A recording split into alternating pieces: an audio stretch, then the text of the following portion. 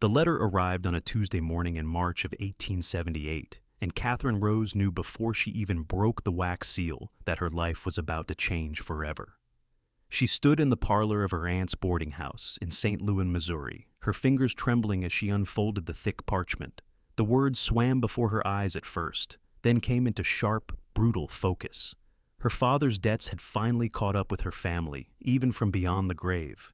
He had been dead for 3 years now, but apparently he had made arrangements before his passing that were only now coming to light. An arrangement with a wealthy cattle rancher named Tobias Wendell in Ogden, Utah. An arrangement that involved Katherine becoming Mrs. Wendell in exchange for the settlement of outstanding debts that would otherwise have left her mother and younger siblings destitute. Katherine was 22 years old, and she had always imagined that when she married, it would be for love. She had turned down 2 perfectly respectable proposals in the last year alone, much to her aunt's consternation. But this was different. This was not a choice. This was survival. Her Aunt Martha stood in the doorway, wringing her hands in her apron. She was a thin woman with kind eyes that had seen too much hardship. "What does it say, child?" "I'm to leave for Utah territory within the month," Katherine said, her voice sounding distant even to her own ears. "There's a ticket for the railroad and instructions for the rest of the journey.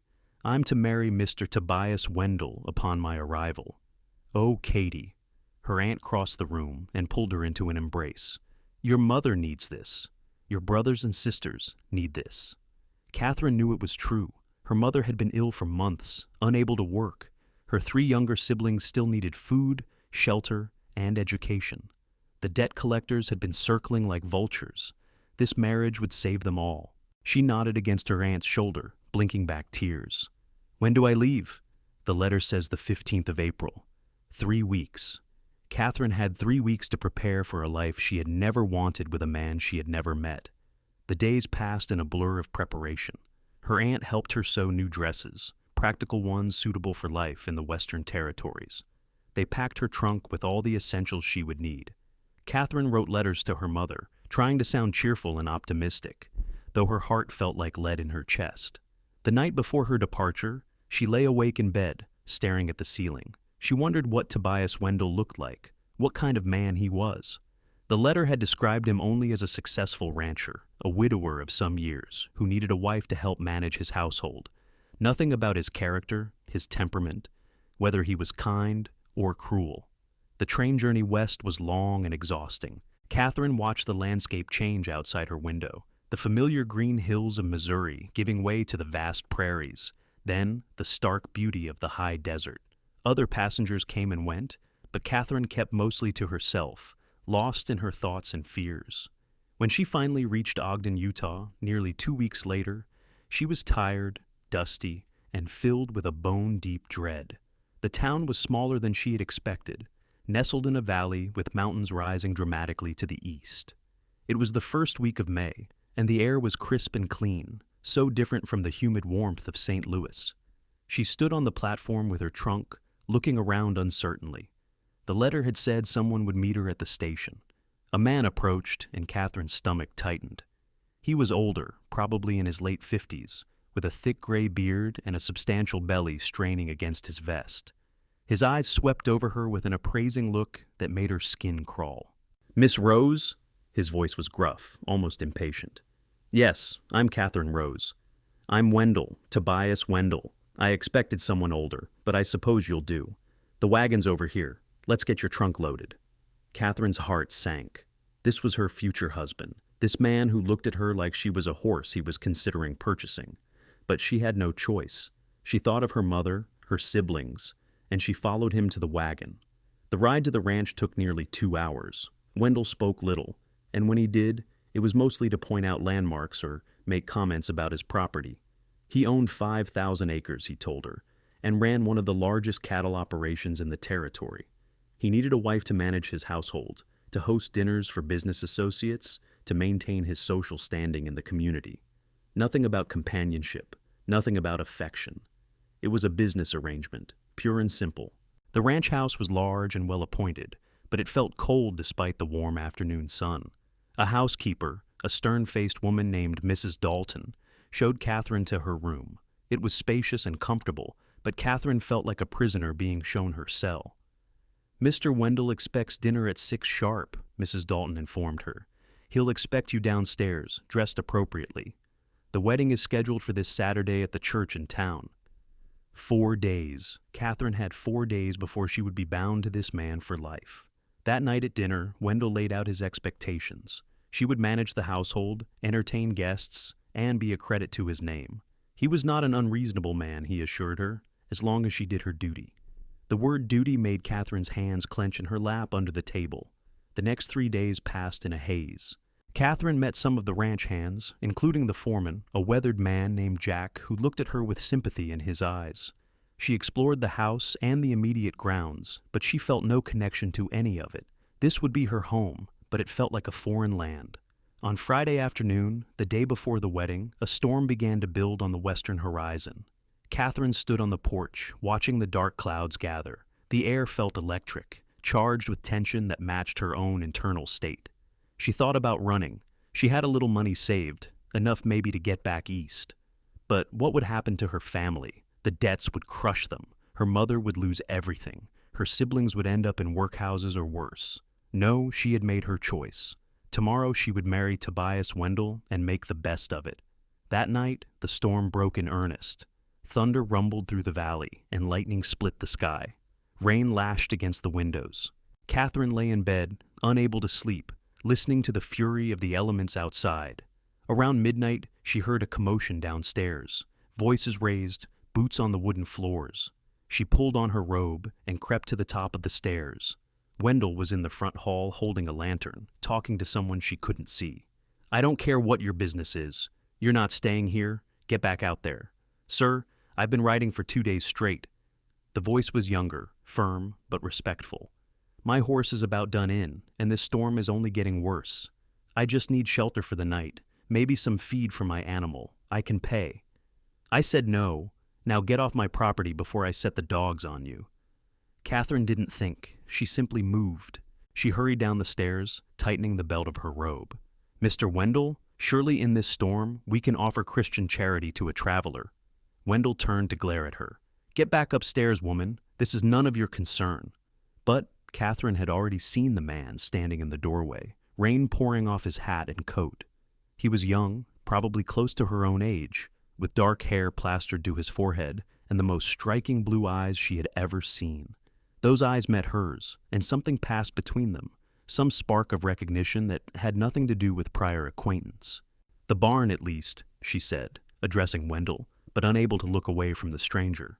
"Surely he can shelter in the barn with his horse." The stranger spoke up. "The barn would be fine, sir. I'd be grateful for it."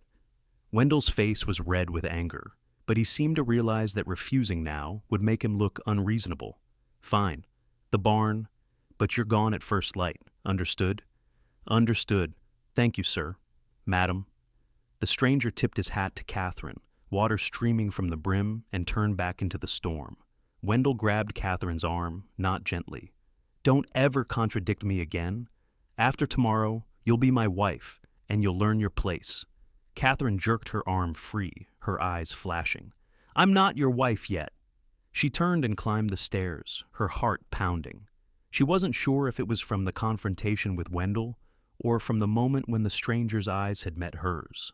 Back in her room, she stood at the window, watching the rain. Somewhere out there, in the barn, was a man who had looked at her like she was a person, not property. She shook her head, trying to clear it. She was being foolish. He was just a passing traveler. By morning, he would be gone, and she would marry Tobias Wendell. But sleep wouldn't come. The storm raged on, and Katherine's mind raced. She thought about the life that awaited her, years of cold duty with a man who saw her as a possession. She thought about her family, the debt, the obligation that bound her here. And she thought about blue eyes and a rain-soaked face. Around 3 a.m, Katherine heard something that made her sit up straight in bed. Voices again, but different this time. Angry, threatening. She crept to her window and looked out toward the barn. There were lights moving in the darkness, lanterns, and shadows, at least 4 or 5 men. She heard Wendell's voice raised in anger, and then another voice she didn't recognize. She pulled on her dress as quickly as she could, not bothering with all the buttons, and hurried downstairs. Mrs. Dalton was already up, standing nervously in the kitchen doorway. "What's happening?" Katherine asked. "Trouble. Those men came looking for someone. Said he's a horse thief. Mr. Wendell's gone out to the barn with them." Katherine's blood ran cold. The stranger. They were after the stranger. She didn't think. She simply grabbed a shawl and ran out into the rain. The barn was lit up from inside, lanterns casting long shadows. Katherine ran through the mud, her dress already soaked, and pushed through the barn doors. Inside, she found a scene from a nightmare. Wendell stood to one side, with 4 rough-looking men, all of them armed. The stranger was backed against a stall, his hands raised, his face pale but composed. His horse, a beautiful chestnut mare, was saddled and ready, as if he had been preparing to leave. "I told you," the stranger was saying, his voice steady despite the guns pointed at him. "I bought that horse fair and square in Denver. I have the bill of sale in my saddlebag." One of the men, a tall man with a scar across his cheek, laughed harshly. "Bills of sale can be forged. That's Tom Mackenzie's mare, and everyone in 3 territories knows it. You stole her, and you're gonna hang for it." "No." The word came from Katherine's mouth before she could stop it. Every head turned toward her. Wendell's face darkened with fury. "What the hell are you doing out here?" Katherine walked forward, her chin raised, water dripping from her hair and dress. "If this man says he bought the horse legitimately, then you should at least look at his bill of sale before you accuse him of being a thief." The stranger's eyes met hers again, and this time there was something like wonder in them, mixed with concern. "Madam, you should go back inside. This isn't your fight." "Everything on this ranch is my concern," Katherine said, the lie coming easily. Let them think she already had some authority here. The scarred man laughed again. "Wendell, you going to let your woman talk for you?" Wendell stepped forward, his hand raised as if to strike Katherine. "Get back in the house, now." But Katherine stood her ground. "Show them the bill of sale," she said to the stranger. The young man hesitated, then slowly reached for his saddlebag. The men tensed, hands on their weapons, but he moved carefully, pulling out a folded piece of paper. He handed it to the scarred man, who unfolded it and studied it by lantern light. The silence stretched out. Finally, the scarred man looked up at the stranger, then at his companions. "It's signed by John Carter in Denver, dated 3 weeks ago." "Could still be forged," one of the other men said. "Could be," the scarred man agreed. He looked at the stranger for a long moment. "What's your name, boy?" "Cole Sanders." "Cole Sanders." The scarred man seemed to be weighing something in his mind. "Where are you headed?"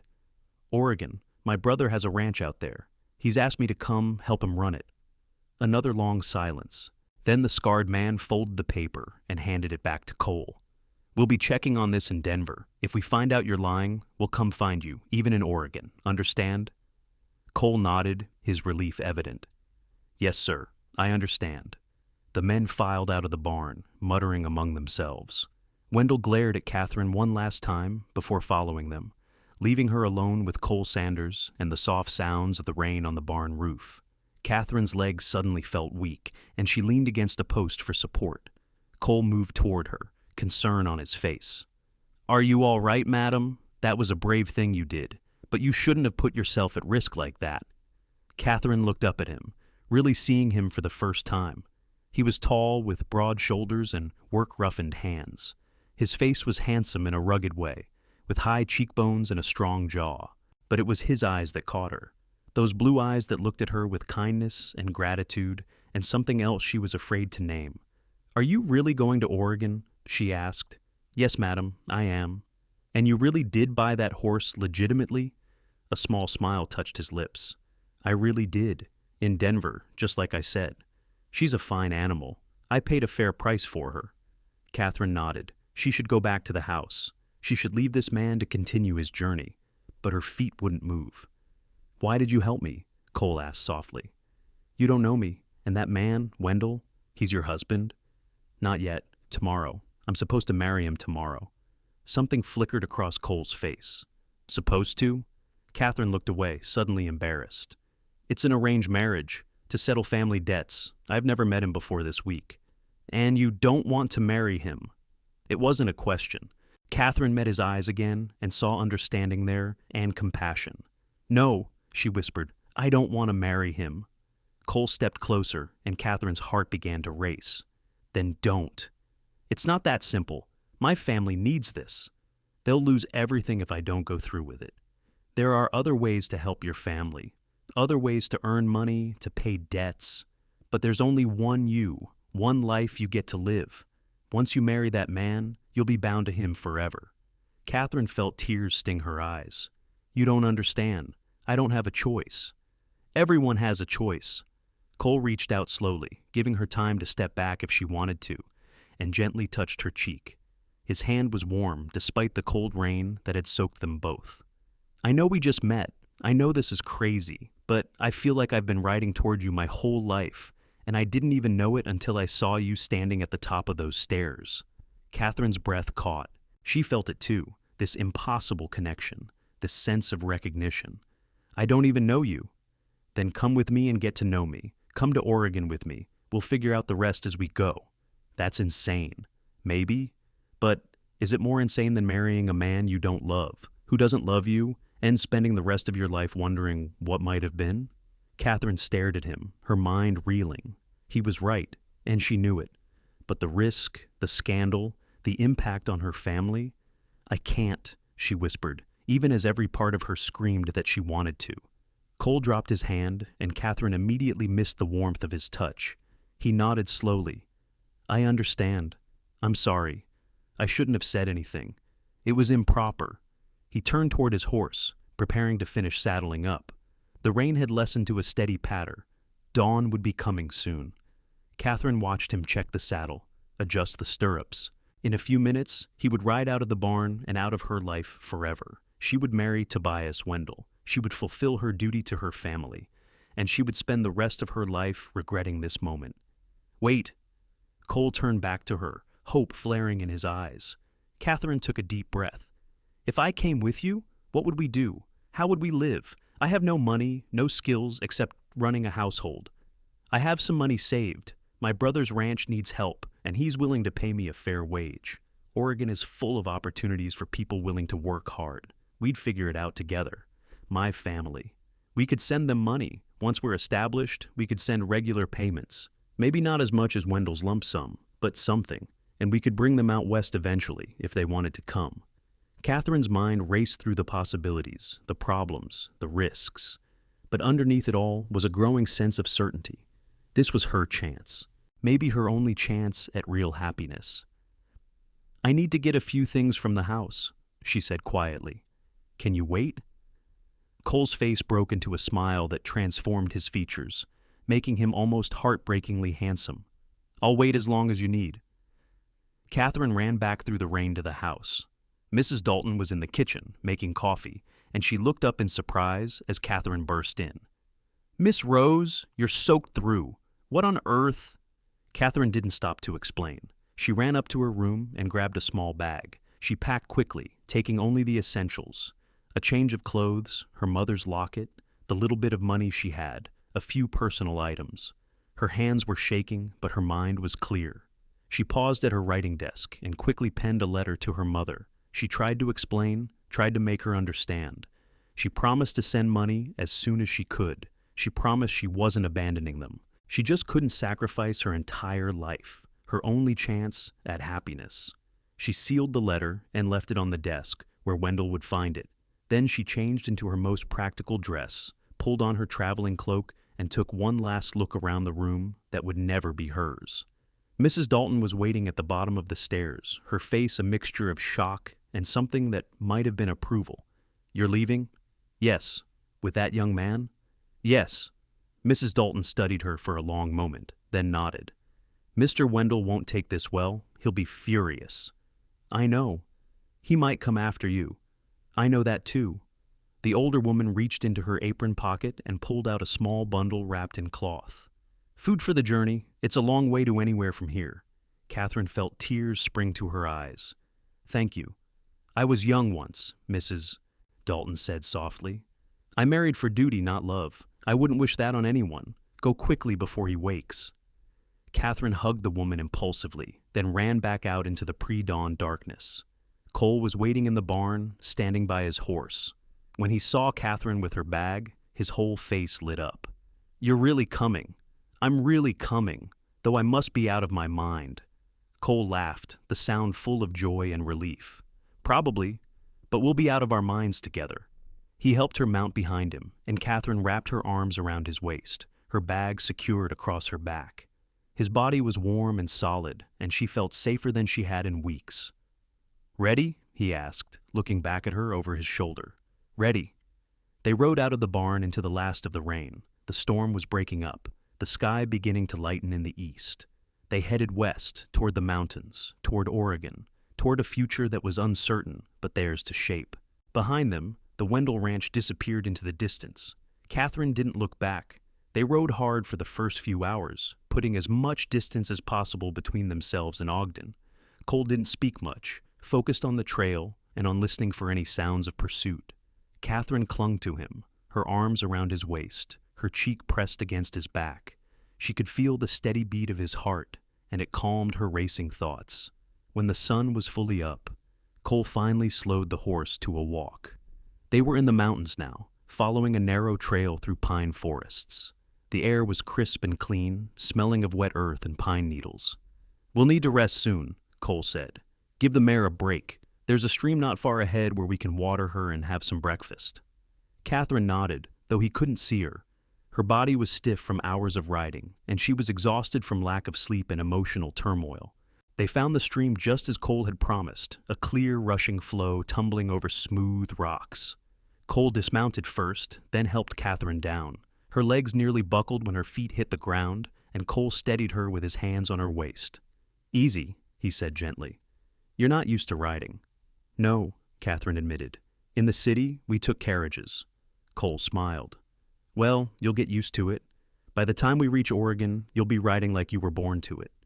While Cole tended to his horse, Katherine opened the bundle Mrs. Dalton had given her. Inside was bread, cheese, some cold meat, and apples. They sat by the stream and ate, the food tasting better than anything Katherine could remember. "Tell me about your family," Cole said as they ate. "Your mother and siblings." Katherine felt a pang of guilt and homesickness. "My mother is gentle and kind, but she's been ill. My father died 3 years ago, and she never quite recovered from the grief. I have 2 brothers and a sister. Daniel is 18, almost a man now. Thomas is 14, full of energy and mischief, and Sarah is 10, sweet as can be. You love them very much. More than anything. That's why I agreed to marry Wendell in the first place." Cole reached over and took her hand. "We'll help them, Katherine, I promise. It might take some time, but we'll send money. We'll make sure they're taken care of." Katherine looked down at their joined hands, his calloused and strong, hers soft and city-bred. "Why are you doing this? Helping me? Taking this risk? You could have just ridden away this morning." Cole was quiet for a moment, watching the water flow over the rocks. "Do you believe in fate, Katherine?" "I don't know, maybe. I've been drifting for a long time. After our parents died, my brother went west to Oregon, but I wasn't ready to leave Missouri. I stayed, worked odd jobs, never really settling anywhere. I kept thinking I was looking for something, but I didn't know what. And then last night, when you came down those stairs, when you stood up to those men for me, when you looked at me with those eyes," he trailed off, shaking his head. I knew you were what I'd been looking for." Katherine's heart was pounding. "Cole, I know it's fast, I know it's crazy, but I also know I've never felt like this before, and I'm not going to let you go without a fight." Katherine leaned over and kissed him. It was impulsive and improper and wonderful. His lips were warm and gentle, and when they pulled apart, they were both breathing hard. "I felt it too," Katherine whispered, "from the first moment. I thought I was losing my mind." Cole cupped her face in his hands. "You're not losing your mind. You're finding your heart." They sat by the stream for a while longer, talking and learning about each other. Cole told her about growing up in Missouri, about his parents' death from fever 5 years ago, about his brother Michael's letters describing the beauty and opportunity of Oregon. Katherine told him about her life in St. Louis, about her father's gambling debts that had hung over the family like a shadow, about the moment she realized she would have to marry a stranger to save her family. "Do you think Wendell will come after us?" Katherine asked as they prepared to move on. Cole's expression turned serious. "Probably. A man like that doesn't take well to being defied, especially by a woman. We need to keep moving, stay ahead of him. And we need to be smart about our route. What do you mean? The direct route to Oregon would take us north through Idaho Territory, but that's also the route Wendell would expect us to take.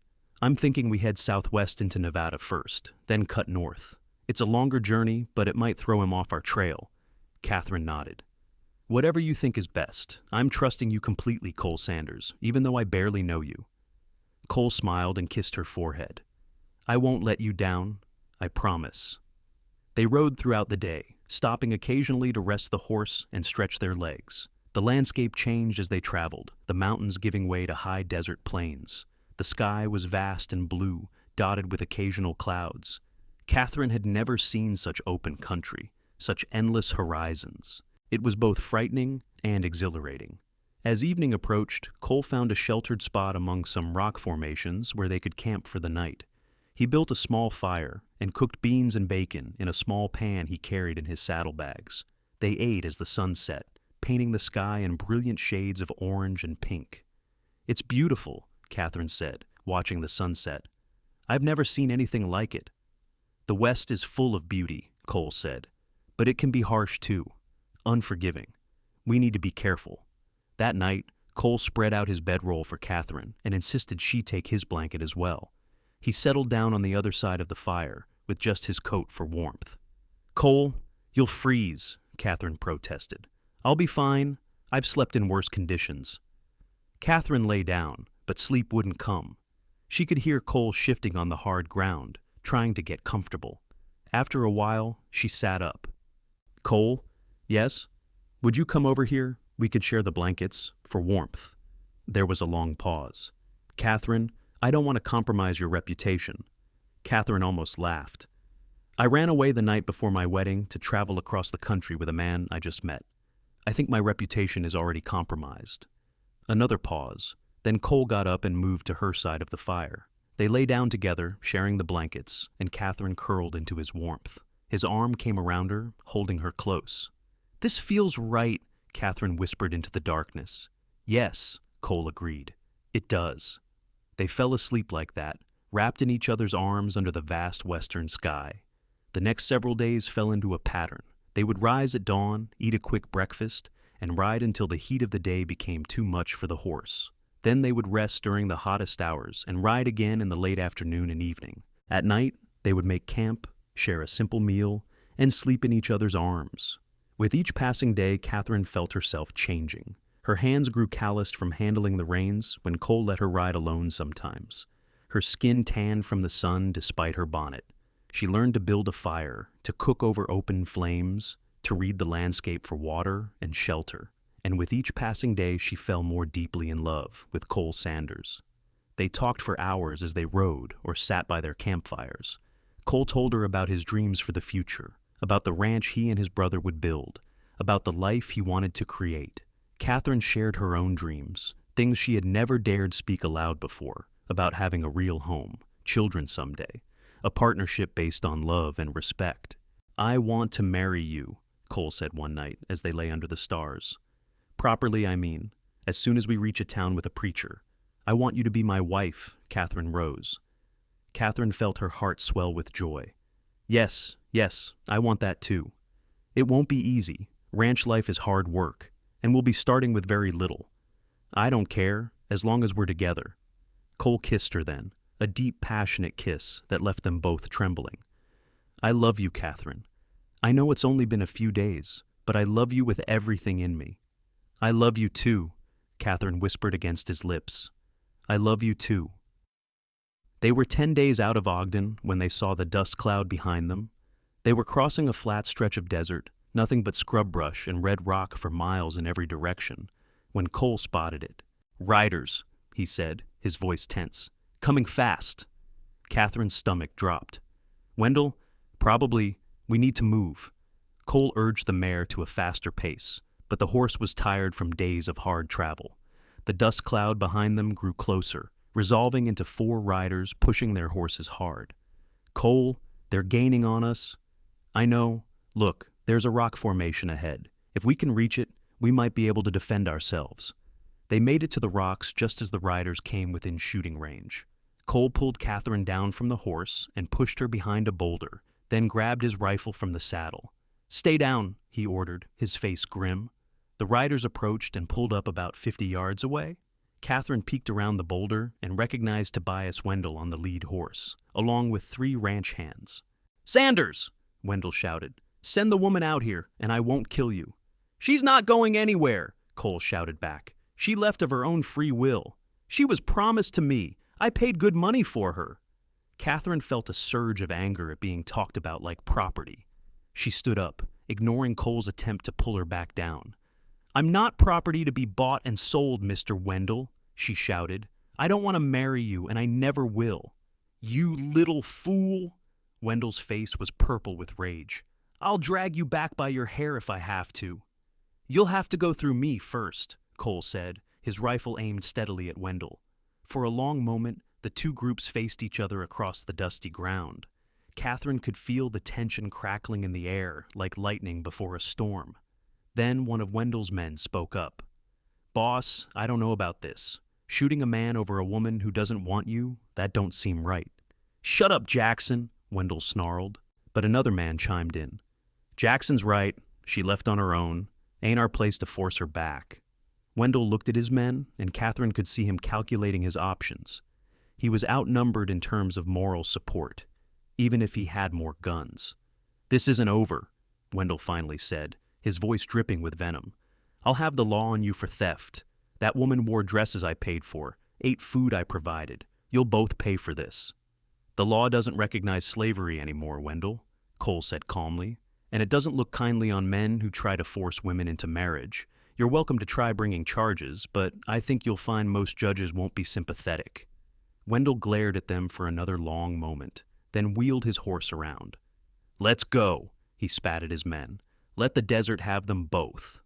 They watched as the 4 riders disappeared back the way they had come, their dust cloud gradually dissipating in the still air. Katherine collapsed against the boulder, her legs shaking with relief and residual fear. Cole set down his rifle and pulled her into his arms. "It's all right," he murmured into her hair. "He's gone. We're safe. Do you think he meant it? That he won't come after us again? I think his pride is wounded more than anything, and his men didn't seem inclined to help him do anything violent. We should still be careful, but I think the worst is over." Katherine nodded against his chest, breathing in his scent, feeling his heartbeat under her cheek. They had made it. They were truly free. They continued their journey with lighter hearts after that. Cole still kept watch, still chose their routes carefully, but the constant fear of pursuit lifted. 2 weeks after leaving Ogden, they reached a small town called Elko in Nevada Territory. It was rough and dusty, with a main street of wooden buildings, and a population that seemed to be mostly miners and railroad workers. But it had a general store, a saloon, and most importantly, a church with a preacher. Cole found a boarding house where they could get separate rooms for propriety's sake, though they both hated being apart after weeks of sleeping in each other's arms. The landlady, a kind-faced widow named Mrs. Chen, took one look at them and smiled. "You 2 are in love," she said simply. "Anyone with eyes can see it." "We'd like to get married," Cole said, his hand finding Katherine's, "as soon as possible. Then you go see Reverend Thomas at the church. He'll fix you right up." Reverend Thomas was a young man, earnest and enthusiastic about his calling. He agreed to marry them the next afternoon, after they had secured a marriage license from the town clerk. That night, Katherine took a real bath for the first time in weeks, luxuriating in the hot water that Mrs. Chen heated for her. She washed her hair and scrubbed away the dust of travel. She had one nice dress in her bag, a simple blue cotton that brought out her eyes. She pressed it carefully and hung it up for the ceremony. In her room that night, Katherine thought about everything that had happened. 3 weeks ago, she had been resigned to a loveless marriage with a cruel man. Now she was about to marry the man she loved, about to start a new life based on choice and freedom and hope. She thought about her family and felt a pang of guilt and longing, but she had sent a telegram from Elko, assuring her mother that she was safe and would send money soon. It wasn't perfect, but it was the best she could do.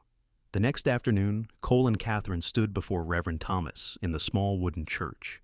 Mrs. Chen and her husband were witnesses, beaming at them from the front pew. Cole had cleaned up too, shaving and putting on a clean shirt. He looked so handsome that Katherine's breath caught when she saw him waiting for her at the altar. "Dearly beloved," Reverend Thomas began, and Katherine felt tears sting her eyes. The ceremony was simple but beautiful. When it came time for the vows, Cole took both her hands in his and looked into her eyes with such love that Katherine felt her heart might burst. I, Cole Sanders, take you, Katherine Rose, to be my wife. I promise to love you, honor you, protect you, and cherish you for all the days of my life.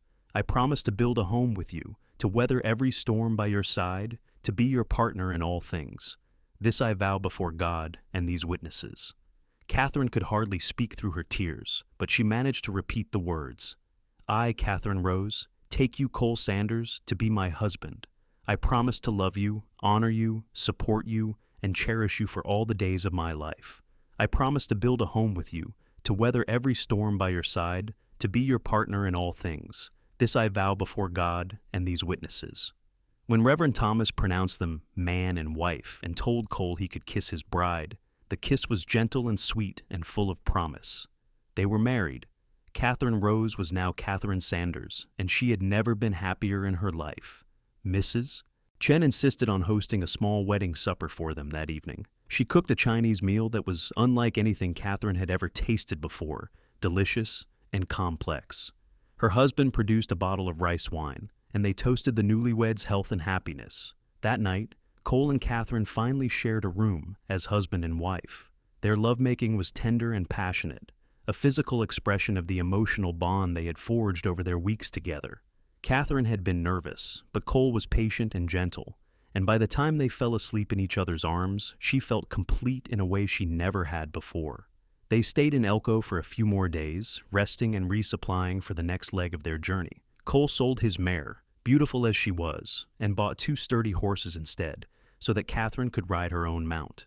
He also bought supplies, ammunition, and warmer clothes for the mountain crossing that lay ahead.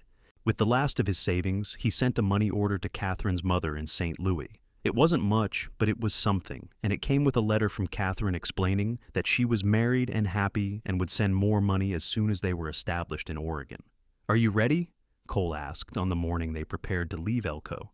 "It's still a long way to Oregon, and the mountains are going to be tough." Katherine, sitting astride her new horse with confidence she wouldn't have had a month ago, smiled at her husband. "I'm ready for anything as long as I'm with you." They headed north out of Nevada into Idaho territory, following established wagon routes, but staying alert for trouble. The landscape changed again, becoming greener as they climbed into the mountains. They passed through forests of pine and aspen, forded rushing streams, and camped beside alpine lakes so clear you could see the rocks at the bottom. Other travelers became more common as they approached Oregon territory. They met wagon trains heading west, families seeking new opportunities in the fertile valleys of Oregon.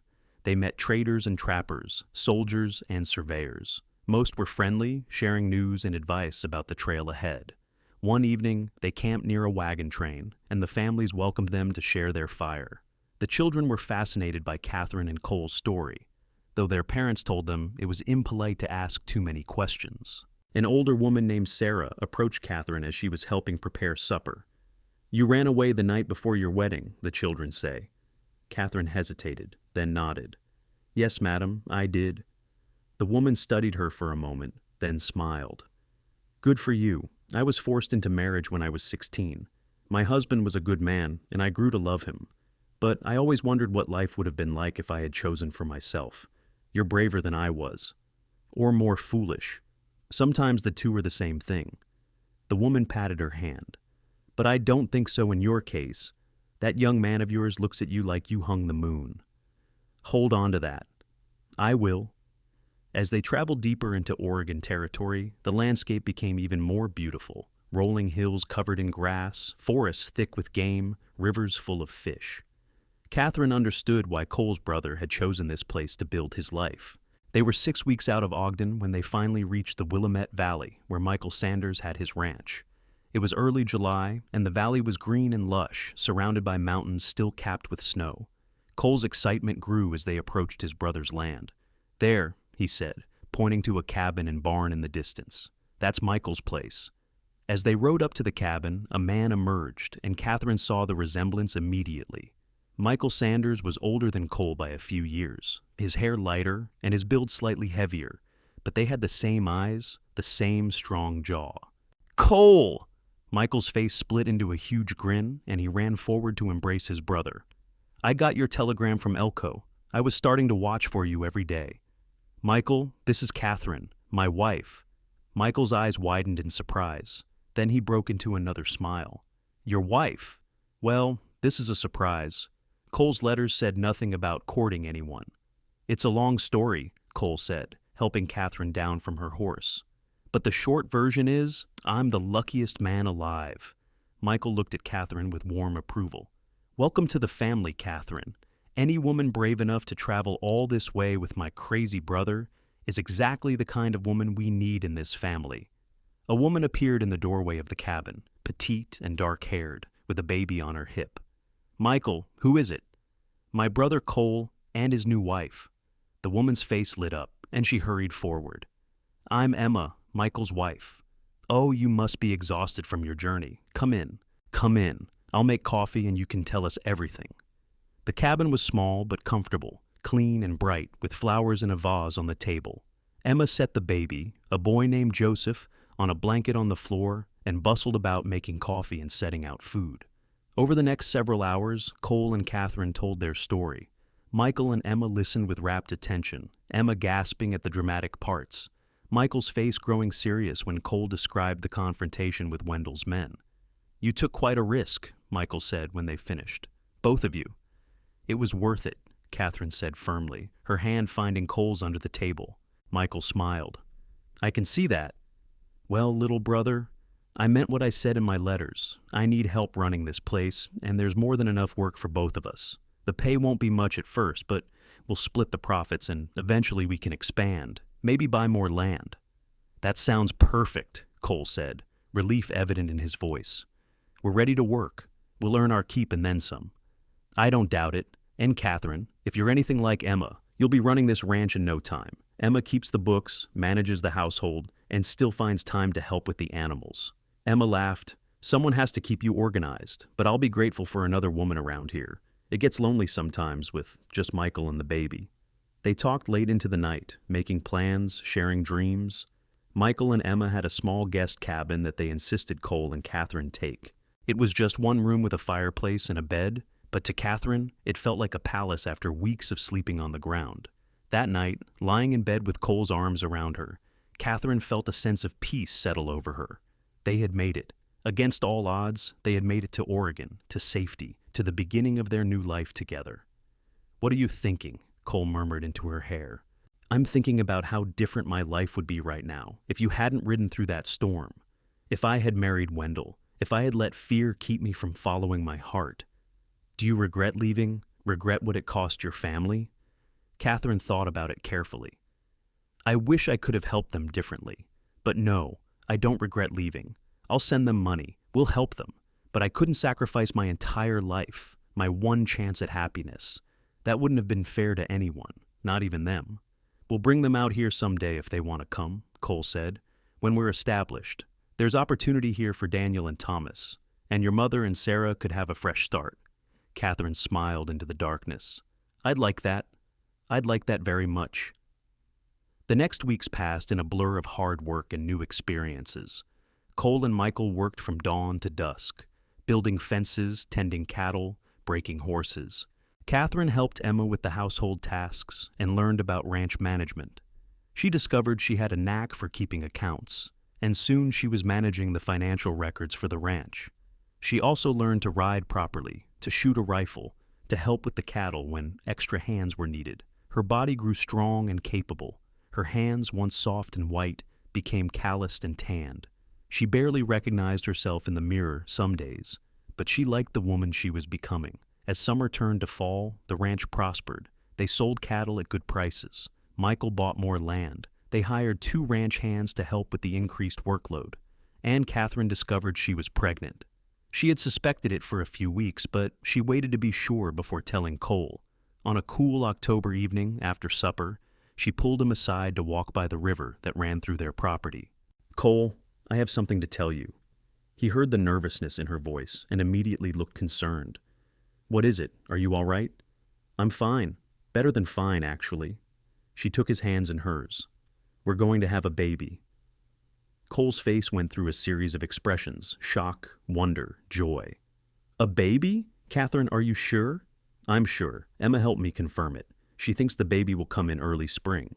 Cole let out a whoop of joy and picked her up, spinning her around. Then he set her down carefully, as if she were made of glass. I'm sorry. I shouldn't have done that. You need to be careful now. You need to rest more. You shouldn't be working so hard. Catherine laughed at his sudden anxiety. Cole, I'm pregnant, not ill. Women have been having babies while working ranches for generations. I'll be fine. But Cole insisted on reducing her workload, taking on more of the chores himself despite his own long days. Michael and Emma were thrilled at the news and treated Catherine like fragile porcelain for weeks, until she finally put her foot down and insisted on being allowed to continue contributing. Winter came to the valley, cold but not unbearable. Snow fell on the mountains, but mostly rain in the lowlands. Catherine spent the short, dark days sewing baby clothes, knitting blankets, preparing for the arrival of their first child. She also continued to send money to her mother in St. Louis. Her mother's letters had been strained at first, hurt and confused by Catherine's actions. But gradually, as Catherine's letters continued to arrive, full of descriptions of her happy marriage and new life, her mother's tone softened. By Christmas, her mother wrote that she understood, that she wanted Catherine to be happy above all else, that she was proud of her daughter's courage. Daniel had found work at a printing press. Thomas was apprenticing with a carpenter. Sarah was doing well in school. The money Catherine and Cole sent helped, but they were managing. They were surviving. And they were proud of Catherine for choosing her own path.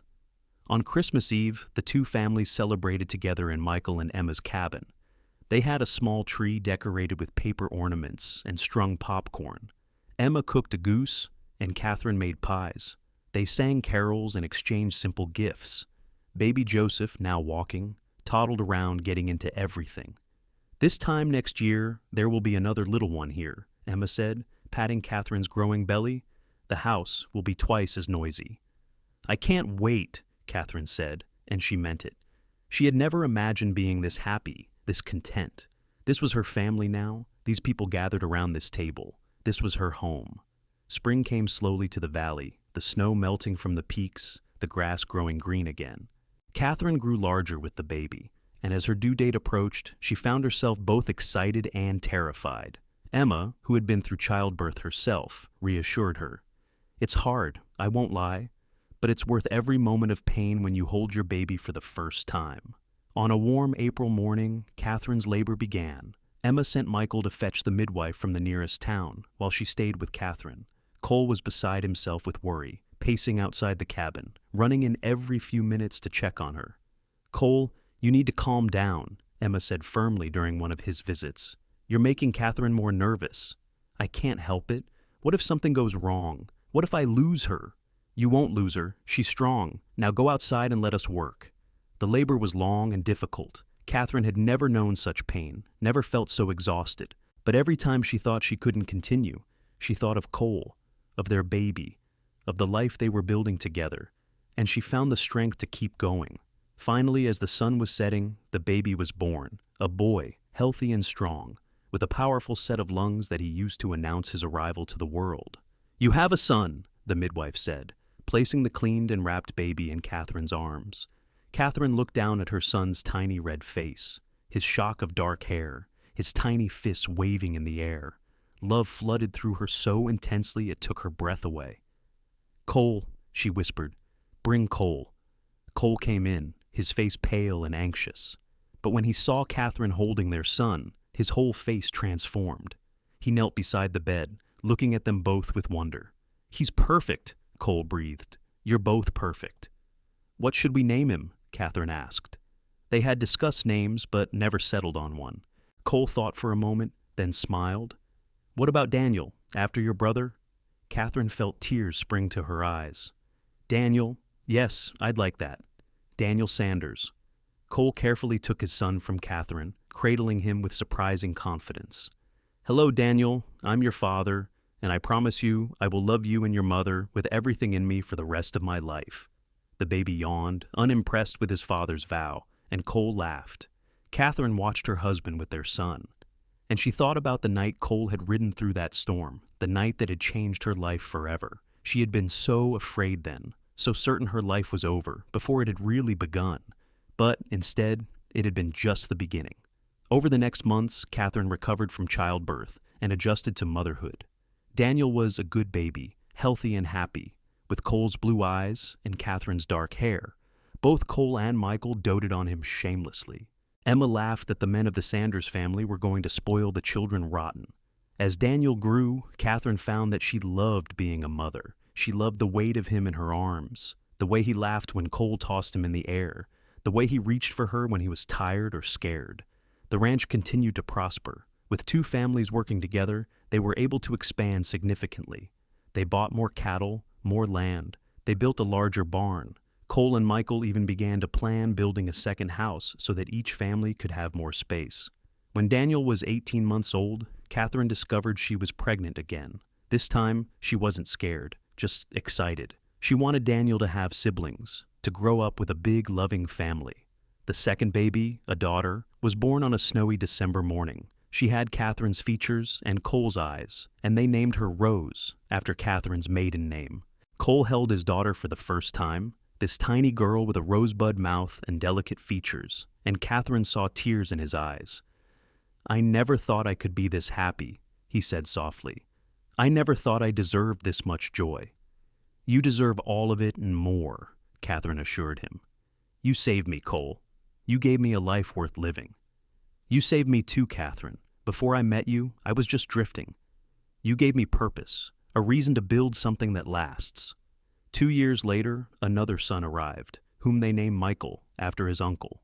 And 3 years after that, another daughter, Sarah, named for Katherine's sister, in St. Louis. 4 children, 4 beautiful, healthy children, who filled their home with laughter and chaos and love. When Rose was 5 years old, Katherine's mother and younger siblings finally made the journey west to visit. Katherine hadn't seen them in nearly 7 years, and the reunion was emotional and overwhelming. Her mother was thinner than Katherine remembered, older, but her eyes still held that gentle kindness. Daniel was now a young man of 25, a skilled printer who had saved enough money to consider starting his own shop. Thomas was 21, a talented carpenter, and Sarah was 17, a beautiful young woman on the cusp of adulthood. They stayed for 3 months that summer, and by the end of the visit, they had decided to relocate to Oregon permanently. Daniel saw business opportunities in the growing towns. Thomas wanted to build houses in the developing communities, and Katherine's mother and Sarah simply wanted to be near Katherine and her children. They settled in a town about 15 miles from the ranch, close enough for frequent visits but far enough for independence. Daniel opened a printing business that quickly became successful. Thomas found plenty of work building houses and businesses in the rapidly growing area. Katherine's mother, reunited with her daughter and grandchildren, seemed to regain some of her old vitality. She and Sarah visited the ranch often, and Sarah became particularly close to Emma, the 2 women sharing a love of books and music. 10 years after Katherine and Cole's flight from Ogden, the Sanders Ranch was one of the most prosperous in the region. The 2 brothers had expanded their operation to include not just cattle, but also horses, growing crops, and even a small lumber operation in the mountains. Cole and Michael had built separate houses for their families, both spacious and comfortable. Katherine's home had a large kitchen, a parlor for entertaining, 4 bedrooms upstairs, and a porch that wrapped around 2 sides of the house where they spent countless evenings watching the sun set over the mountains. The children thrived. Daniel, now 11, was already helping his father and uncle with the ranch work. Rose, 9, was a precocious child who could read anything she could get her hands on. Michael, 7, was fearless and adventurous, always getting into some kind of mischief. And Sarah, 4, was a sweet-natured girl who followed her mother everywhere. One evening in late summer, Cole and Katherine sat on their porch, watching their children play in the yard. The sun was setting behind the mountains, painting the sky in shades of gold and crimson. "Do you ever think about that night?" Katherine asked, leaning her head against Cole's shoulder. "The night we met?" "All the time," Cole admitted.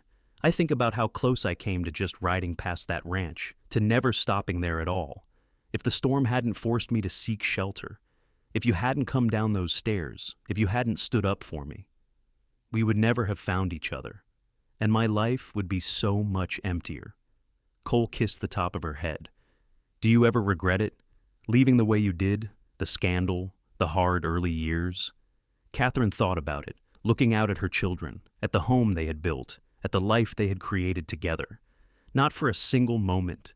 This, right here, this is everything I ever wanted. I just didn't know it until I met you. I love you, Katherine Sanders. I've loved you from the moment I saw you in that hallway, all fierce and brave, defending a stranger, and I'll love you until the day I die and beyond. I love you too, Cole. You rode through a storm and took me home. Took me to a home I didn't even know existed, but was always meant to be mine. They sat in comfortable silence, watching the children play, the sun setting, the stars beginning to emerge in the darkening sky. Their oldest son, Daniel, looked up and saw them on the porch. "Pa! Ma! Come play with us!" Cole stood and pulled Katherine to her feet.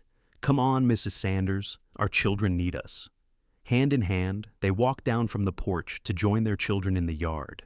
The littlest, Sarah, ran to them, and Katherine scooped her up, spinning her around as the child giggled with delight. Cole grabbed Daniel and Michael and wrestled with them in the grass while Rose orchestrated some kind of elaborate game that involved everyone. As the last light faded from the sky, they went inside, the children dirty and happy, Cole and Katherine tired but content. They ate dinner together around the large table that Cole had built himself. They shared stories of their day, laughed at Michael's jokes, listened to Rose read from her latest book. After dinner, Katherine supervised baths and bedtime, tucking each child in with a kiss and a story. Cole made his rounds too, making sure windows were closed, doors were locked, the house was secure. Finally, they retired to their own room. Katherine brushed out her long hair, now with a few threads of silver at the temples, while Cole sat on the edge of the bed, watching her. "You're still as beautiful as the day I met you," he said. "More beautiful, actually. You have the beauty of a woman who knows who she is and what she wants." Katherine smiled at him in the mirror. Flatterer? Truth-teller. Cole stood and came to stand behind her, his hands on her shoulders. "We did good, didn't we? Built a good life, raised good children. We did very good." Katherine turned and wrapped her arms around his waist, resting her head against his chest. "We built something real and lasting. We built a home, a family, a legacy. And we did it together. Always together." They held each other as they had every night for the past 12 years, drawing strength and comfort from each other's presence. Outside, the wind whispered through the trees. Somewhere in the distance, a coyote called. The mountains stood silent and eternal, watching over the valley. And inside the house that Cole and Katherine Sanders had built together, there was warmth and love and peace. Katherine thought back to that terrified girl standing on the train platform in Ogden, facing a future she dreaded. She wished she could tell that girl not to be afraid, that everything would work out better than she could possibly imagine, that a cowboy would ride through a storm and change her life forever, that she would find love and happiness and a home that was truly hers. But that girl was gone, transformed into the woman Katherine had become, a woman who knew her own strength, who had faced down fear and chosen love over duty, a woman who had built a life of purpose and meaning with the man she loved by her side. Years continued to pass, marked by the changing seasons and the growing of their children. Daniel grew into a strong young man who loved ranch work as much as his father did. Rose became a teacher in the local school, patient and kind with her students. Michael followed his namesake uncle into the horse breeding side of the business, developing a reputation for training the finest mounts in the territory. And Sarah, sweet Sarah, grew into a beautiful young woman who met and married a neighboring rancher's son, settling on land adjacent to the Sanders ranch. Cole and Katherine aged together, their hair turning gray, their bodies bearing the marks of years of hard work. But their love never diminished. If anything, it grew deeper with each passing year, tempered by challenges overcome, strengthened by joys shared. On their 20th wedding anniversary, Cole took Katherine on a trip back to Elko, Nevada, where they had married. The town had grown and changed, but the little church was still there. They renewed their vows before Reverend Thomas, now an old man himself, his hands shaking slightly as he blessed their union. "You two are proof that true love exists," the old reverend said after the ceremony. 20 years, 4 children, and you still look at each other the way you did on your wedding day. That's the kind of love that inspires faith. That night, in the same boarding house where they had stayed 2 decades before, Cole and Katherine made love with the tenderness and passion of people who knew every inch of each other, who had explored every depth of intimacy and still found new ways to express their love. "I would do it all again," Katherine whispered in the darkness. "Every hard moment, every challenge. I would do it all again to end up right here with you." "So would I," Cole agreed. "Though I hope we don't have to run from any angry ranchers this time around." Katherine laughed, the sound bright and young despite her years. "No, I think once was quite enough for that particular adventure." They returned home to find their family had organized a surprise anniversary party. All 4 children were there with their own families. Now Daniel had married a girl from town. Rose had found love with a traveling merchant who had settled in the area. Michael was courting a lovely young woman whose family owned a ranch to the north, and Sarah's first child was on the way. The house was full of people and noise and life. Katherine looked around at the gathering, at the faces of her children and grandchildren, at Cole standing across the room talking to Michael and Emma, at her mother sitting contentedly with Sarah, and she felt her heart swell with gratitude. This was what she had been meant for. This life, this love, this family. All of it had started with a decision made in fear and hope, a leap of faith taken in the darkest hour before dawn. More years passed. Cole's hair turned completely white, as did Katherine's. They moved a bit slower, needed more rest, but they still worked the ranch alongside their children and grandchildren, still managed the accounts, still made decisions about the operation's future. They had 8 grandchildren now, with more on the way. The ranch had expanded to encompass nearly 10,000 acres, employing dozens of workers. The Sanders name was respected throughout the territory and beyond. But for Cole and Katherine, the greatest joy wasn't in the success or the prosperity. It was in the quiet moments. The evenings on the porch, watching the sunset, the grandchildren climbing into their laps for stories, the simple act of reaching across the bed in the night and finding each other's hand. When Oregon became a state in 1859, they had been among the early settlers who helped shape its future. They had seen the territory grow from wild frontier to established communities. They had been part of something larger than themselves, contributors to the building of a new world in the West. On their 30th anniversary, Cole wasn't feeling well. He tried to hide it from Katherine, but she knew him too well. She insisted he see a doctor in town, and the news wasn't good. His heart was weakening, the doctor said. He needed to take it easy, rest more, reduce his stress. Cole laughed at the idea of resting. "I've got grandchildren to spoil and a ranch to run.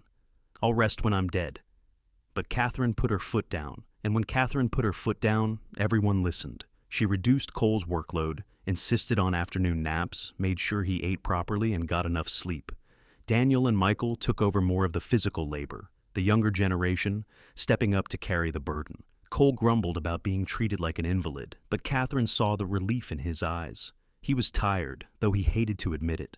The years of hard work had taken their toll. 2 more years passed, good years despite Cole's declining health. They spent more time with their grandchildren, more time sitting on the porch talking about the past and the future, more time simply being together. On a warm June evening, 32 years after they had met, Cole and Katherine sat on their porch watching the sunset as they had countless times before. The sky was spectacular, filled with brilliant colors that seemed to paint the entire valley in gold and crimson light. "Remember that first sunset we watched together?" Cole asked, his hand finding Katherine's. "When we were camped in the desert, running from Wendell?" "I remember every sunset we've watched together," Katherine said softly. "Every single one. I've had a good life, Katherine, better than I ever dreamed possible. And it's all because of you. We built it together, Cole. Everything we have, everything we are, we made together." Cole squeezed her hand. "I'm tired, love." Katherine felt tears sting her eyes, but she blinked them back. "I know. But I'm not sad. How could I be sad when I've had all this? When I've had you?" They sat in silence as the sun sank below the mountains, the light fading slowly from the sky. Cole leaned his head back against his chair, his eyes closing, a small smile on his lips. "I love you, Katherine Sanders," he whispered. "Always have, always will. I love you too, Cole, forever and always." The stars began to emerge, one by one, in the darkening sky. Katherine held Cole's hand, feeling his pulse slow, his breathing deepen. And sometime in that gentle twilight, between day and night, between waking and sleeping, Cole Sanders slipped away peacefully, surrounded by the land he loved, holding the hand of the woman who had been his partner for more than 3 decades. Katherine sat with him as the night deepened, not wanting to let go, not ready to face a world without him in it. But eventually, Daniel came looking for them and found his mother sitting quietly beside his father, both of them bathed in starlight. "Ma?" Daniel's voice was thick with emotion. "He's gone," Katherine said simply, peacefully, just the way he would have wanted. The funeral was huge. It seemed like everyone in the territory came to pay their respects to Cole Sanders, a man who had been respected and loved by all who knew him. They buried him on a hill overlooking the ranch, with a view of the mountains he had loved. Katherine stood at the graveside, surrounded by her children and grandchildren, and she didn't cry. She had cried plenty in the days since Cole's death, but not now. Now she simply felt grateful. Grateful for every day they had shared, every moment of joy, every challenge overcome together. After the service, young Daniel, her grandson, named for both her son and her brother, came to stand beside her. At 8 years old, he was thoughtful and serious beyond his years. "Grandma, are you going to be all right?" Katherine looked down at him and smiled. "Yes, sweetheart, I'm going to be all right. Your grandfather gave me 32 years of love and happiness. That's more than most people get in a lifetime. I'm sad he's gone, but I'm grateful for every moment we had. He loved you very much, and I loved him. That love doesn't end just because he's gone. It stays with me, a part of me, forever." Katherine lived for another 12 years after Cole's death, active and involved in the ranch and in the lives of her growing family. She saw the ranch continue to prosper under Daniel and Michael's management. She watched Rose become one of the most respected teachers in the territory, Michael marry his sweetheart, and start a successful horse breeding operation. Sarah welcomed 5 children of her own.